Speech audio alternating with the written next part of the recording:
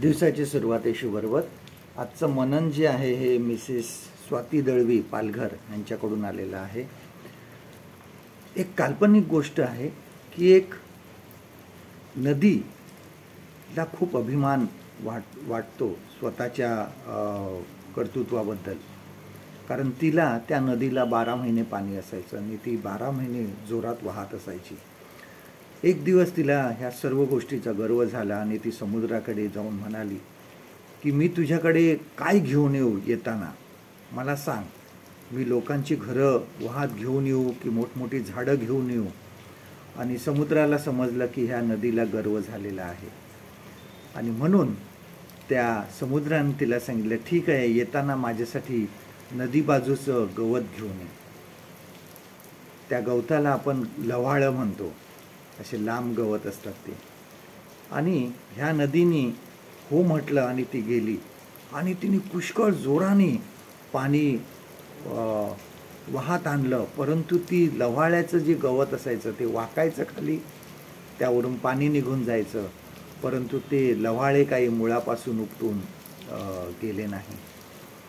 आणि तिने खूप प्रयत्न केला, शेवटी ती थकली आणि मग समुद्राने तिला सांगितलं की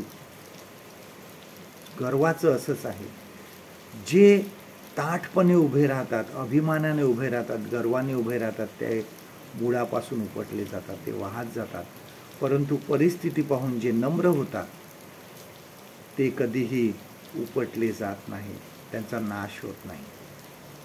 आपल्या जीवनामध्ये सुद्धा बघा, बऱ्याच वेळेस आपण आपलं काम करत असतो किंवा आपण देवाचं काम करत असतो, आपल्या अंगी नम्रपणा असणं खूप गरजेचं आहे. परिस्थिती पाहून वाकावं लागतं आणि ते वाकणं खूप गरजेचं आहे. आपण ज्यावेळेस परिस्थिती येते थोडंसं झुकायला पाहिजे, थोडं वाकायला पाहिजे.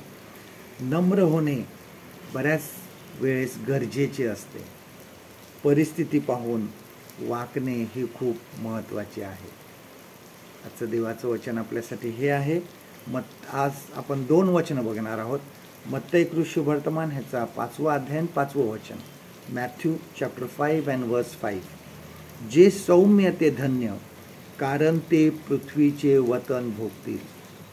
आणि दुसरं वचन आहे मत्तई 10 आणि 16, मॅथ्यू चॅप्टर 10 अँड वर्स 16. म्हणून तुम्ही सापासारखे चतुर व कबुतरासारखे साळसूद व्हा. परमेश्वर करो आजचा दिवस तुमचा आशीर्वादित करो.